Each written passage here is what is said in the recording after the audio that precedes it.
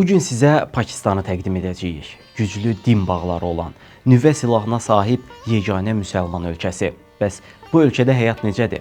İslamabadda yaşayan bir gəncin gündəlik qayğıları, Lahor bazarındakı baş verənlər və ya çöldə dəvələrlə dolanmağa çalışan kəndlilərin hekayəsi nə deyir bizə? Gəlin birlikdə Pakistanın real simasına baxaq. Romantik təsəvvürlərlə yox, həyatın içindən.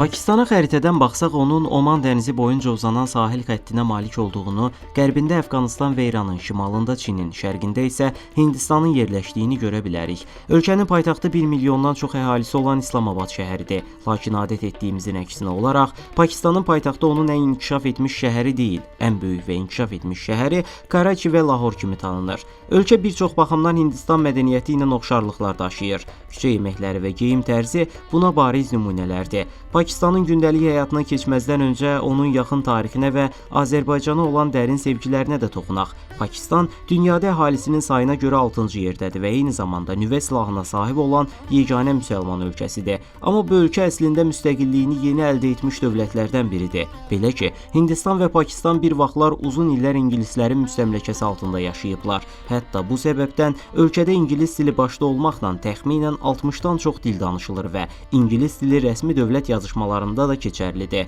Bundan əlavə, Urdu dili bu ölkənin əsas simvol dillərindən biri sayılır. 1947-ci ildə Məhəmməd Əli Cinnah Pakistanın Hindistandan ayrılmasına qərar verərək yeni bir dövlət kimliyinin formalaşmasını təmin etdi. Lakin bu günə qədər Pakistanla Hindistan arasında torpaq mübahisələri davam edir. Cəmi 70 ildən biraz artıq yaşı olan bu gənc ölkənin dost bildiyi ölkə isə onun sərhəd qonşuları deyil, Azərbaycan və Türkiyədir.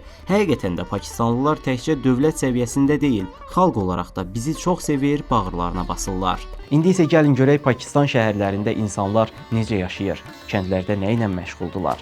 Beləcə, Pakistanın yaşamağa dəyər bir ölkə olub-olmadığına birlikdə baxaq. Pakistan əslində Bangladeş və Hindistandakı həyat tərzinin ortaq birləşmə nöqtəsində yer alır. Yəni, əgər siz Hindistan və Bangladeşə getmisinizsə, Pakistanda görəcəyiniz mənzərələr bu iki ölkənin gündəlik həyatına çox bənzəyəcək. Xüsusilə dini inanclar baxımından ölkənin demək olar ki, tamamilə dindar müsəlmanlardan ibarət olması onun Bangladeşə daha yaxın görünməsinə səbəb olur. Pakistanın yol və küçələrinin inkişaf etmiş olduğunu deməyi çox istərdim, amma təəssüf ki, gördüyüm nədirsə onu sizə bildirməliyəm. Bu ölkə çox məhsuldar torpaq sahələrinə malik olsa da, mövcud gücünü indiki dövrdə yetərincə yaxşı istifadə etmir.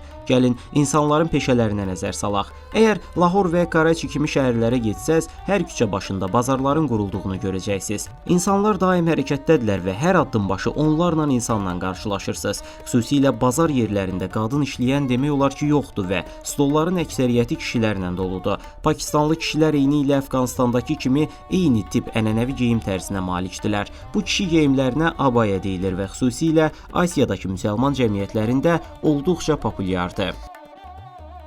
Bangladeş, Əfqanistan, Pakistan və Hindistan kimi müsəlmanların sıx yaşadığı yerlərdə kişilərin demək olar ki, hamısının abaya geyindiyini görmək mümkündür. Bazar yerlərində gəzərkən bəzi kişilərin qalın və nizamsız saqqallı olduğunu, bəzilərinin isə yalnız bığlı və ya tamamilə saqqalsız olduğunu görmək olar.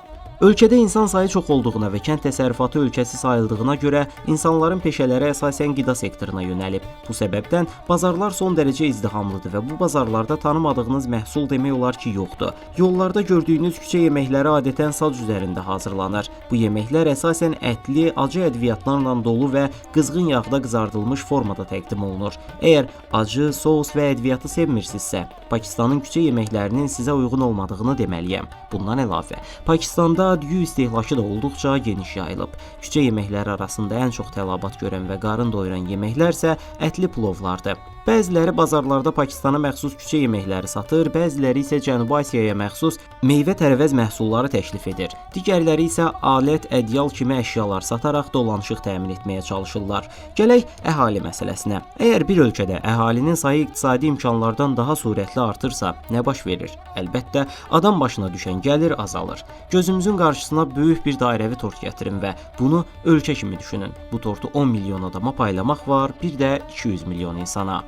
Pakistanda bütün günü bazarlarda yük daşıyan, bir şeyler satan veya taksi sürücülüğü edən insanların illik gəliri cəmi 1000-1500 Amerika dolları civarındadır. Əgər bunu alıcılıq qabiliyyəti ilə ifadə etsək, Pakistanlı bir insan bir il ərzində yalnız yaxşı bir kompüter almaq üçün işləyir demək olar. Bu məbləği aylığa bölsək, ölkədə insanlar ayda təxminən 100-120 dollar qazana bilirlər. Hətta bir çoxu bu qədər də qazanmır. Ölkədə Pakistan rupisi istifadə olunur və orta statistik vətəndaşın aylıq gəliri 20-25 min rupi civarındadır. Məhz bu səbəbdən Pakistanlı gənclər ölkələrindəki həyat tərzini bəyənmir və oradan çıxmağın yollarını axtarırlar. Pakistanın bu qədər əhalini idarə edə bilmədiyini göstərən digər bir nümunə isə küçə və yolların həddindən artıq çirkli olmasıdır. Bu ölkə artıq insan çoxluğunun zibil çoxluğu ilə nəticələnməsinin canlı sübutudur. Hətta Lahor şəhəri təkcə Pakistanın deyil, dünyanın ən çirkli və gigiyenik baxımdan zəif şəhərlərindən biri hesab olunur.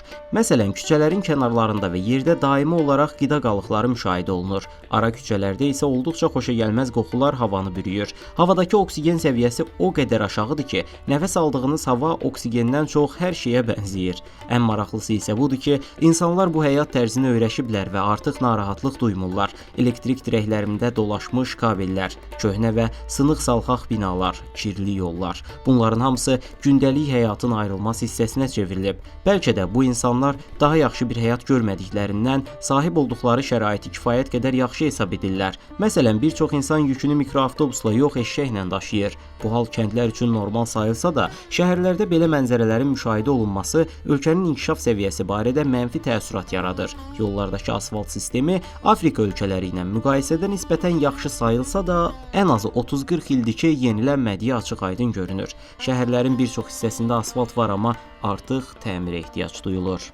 Əgər Pakistanda saç və ya saqqal kəstirmək istəsəz, insanların küçə aralarında və yol kənarlarında səyyar stendlərdə təraş olduqlarını görə bilərsiniz. Çünki dükan kirayələmək çox bahalı olduğundan bir çox insan küçələrdə bərbərlik etməyə üstünlük verir. Pakistan musson yağışlarının çox olduğu ölkələrdən biridir. Bu yağışlar ölkəni məhsuldar və suvarılan ərazilərə çevirsə də, bir çox səyyar iş sahibi yağış yağanda işinə ara verməyə məcbur qalır. Küçə bərbərləri bunun ən bariz nümunəsidir. Yollarda gəzərkən başqa bir maraqlı detal da gözə dəyir. Həm iqtisadi çətinliklər, həm də çoxsaylı əhalinin yaratdığı sıxlıq səbəbilə insanlar motosiklet almağa meyillidirlər. Ölkədə əsas nəqliyyat vasitəsi motosikletlərdir. Motosikletlə insanlar uzun avtomobil növbələrindən yayınaraq irəliyə bilirlər. Üstəlik motosikletlər avtomobillərə nisbətən çox ucuz başa gəlir. Bu səbəbdən motosiklet təmiri Pakistanda geniş yayılmış bir peşəyə çevrilib.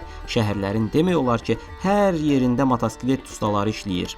Ancaq Pakistan yalnız əhali sıxlığı ilə deyil, təbii fəlakətlərlə də mübarizə aparır. Daha əvvəl də qeyd etdiyimiz kimi, ölkə güclü musson yağışlarına məruz qalır. Şəhərlərdəki infrastruktur bu yağışlara tab gətirə bilmədiyindən insanlar tez-tez zərər görür. Yaxın keçmişdə Pakistan son 75 ilin ən böyük daşqını ilə üzləşib. Bu hadisə nəticəsində bir çox insan evsiz qalıb, əmlakı dağılıb. Onsuz da ölkədə minlərlə yoxsul insan var və onlar təmiz ərzağa çətinliklə çatırlar. Daşqınlar məhsullara zərər verdikdə isə vəziyyət daha da kritikləşir və ölkə ərzaq qıtlığı ilə üz-üzə qalır. Xarici yardım təşkilatları bu hallarda dəstək göstərsələr də, təbii fəlakətlərin ardı-arası kəsilmir. Şəhərlərdəki bu qədər ağır problemlər Pakistanlıların bir hissəsini kənd həyatına yönəldib. Bəzi insanlar ölkənin şimalındakı Himalay dağlarının yaxınlığındakı soyuq bölgələrə köçür. Bəziləri isə əksinə, isti çöl bölgələrində yaşamağı seçir. Çöl ərazilərində elektrik və su infrastrukturu yoxdur. Uşaqlar məktəbə getmir. Oğlan uşaqları heyvan otarır, qızlarsa xəmir yoğurub çörək bişirirlər. Bu çörəklər adətən lavaş şəklində olur. Pakistandakı çöllərdə ətrafda adam tapmaq çətindir. Bu bölgədə kənd təsərrüfatı aparmaq isə demək olar ki, mümkün deyil. Bəs torpaqsız, susuz bu çöllərdə insanlar necə dolanırlar? Burada dəvələr imdada çatır. Dəvələr Pakistan kəndlərinin əvəz olunmaz heyvanlarıdır. Təbii ki, dəvələri dərhal kəsmirlər. Onları uzun müddətli istifadə üçün saxlamaq vacibdir. Çünki dəvə südü əla bir qida mənbəyidir. Pakistanlı kəndlilər dəvə südünü təkcə içmir, ondan yağ və pendir də hazırlayırlar. Bu səbəbdən kənddə yaşamaq istəyən biri dəvələrlə yaxşı münasibət qurmalıdır. Çöldəki insanların su mənbəyi əsasən yağış sularının toplandığı bəsit hovuzlar və dərin quyulardır. Su təmiz və ya çirkli olsa da, tapa bildikləri hər mənbədən istifadə etməyə çalışırlar. Əgər su uzaqdadırsa, motosikletlərinə bidonlar yükləyib dərələrin, göllərin yolunu tuturlar. Bəs sizcə Pakistanın şəhərlərində yaşamaq daha yaxşıdır, yoxsa ölkənin ucqar kənd bölgələrində? Siz gərgin, çirkli və sıx bir mühiti seçərdiniz, yoxsa sadə, lakin sağlam bir kənd həyatını, yaxud heç birini seçməyib bir çox Pakistanlı gənc kimi qərb ölkələrinə miqrasiya etməyə çalışardınız? Qısası, Pakistan nizamsızlıqla dolu, əhali sıxlığını idarə edə bilməyən, gəliri aşağı olan insanların yaşadığı, şəhərlərdəki gigiyena vəziyyəti olduqca zəif olan bir ölkədir. Səyahət üçün maraqlı ola bilər, amma orada uzunmüddətli yaşamaq sizi az qala 30-40 il keçmişə aparacaq. Pakistan haqqında uzun-uzun danışmaq olar, amma bu dəfəlik bu qədər. Bu mövzuya yenidən qayıdacağıq. Belə, video haqqında fikirlərinizi və məndən hansı ölkələrdən danışmağımı istədiyinizi şərh bölməsində paylaşmağı unutmayın. Dünyanı birlikdə kəşf edəcəyik. Bu səbəbdən yeni videolarımı qaçırmamaq üçün kanalıma abunə olun. Növbəti videoda görüşənədək. Sağ olun.